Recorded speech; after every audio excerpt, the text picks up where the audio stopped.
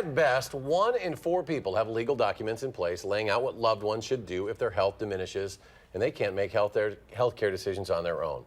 News 3's Danica Lewis looked at it and has more on what you can do to prepare for the worst and help your family get through it as well. What if? It's a pretty intimidating question and one that we don't like to ask, especially when it comes to a loved one's health. But what if you were the one making a big decision for someone you cared about? Well, that's exactly what Dean St. Mary's hopes to prepare you for this week. She was in a very fast decline. As painful as it was to watch her mom die, Lynn Zima could lean on a conversation. I felt relieved that I was doing what she wanted. A social worker at Dean Clinics. Even though I've done this work, when I was talking to her, I was her daughter. But down to her mother's final moments, Zima found comfort in knowing she could legally do what her mom wanted if her health faded to the point where she couldn't make her own decisions. Surgical procedures, antibiotics, the medical field can do wonders.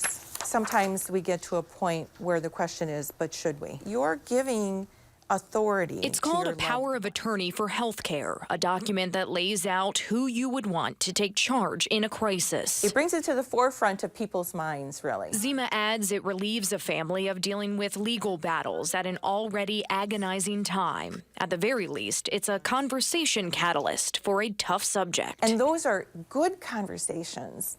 And it's where we learn about each other and what our beliefs are. It's really, really important. Dr. Philip Bain sees this document as one piece of important planning, laying out what's important to you and who would make care decisions if you can't. The number of people that I see every day that don't want to talk about it is dwindling because people do want to talk about it. The unexpected can happen in a second. And if it does, these documents can help you to do that and go on with life and living. If you would like help filling out a healthcare power of attorney form, there will be 7 locations, hospitals and clinics in the area where there will be free help offered on Thursday. We'll have all of those locations and times listed on channel3000.com. For WISC News 3, I'm Danica Lewis. Danica, thank you. And Zima urges anyone over the age of 18 to prepare those documents.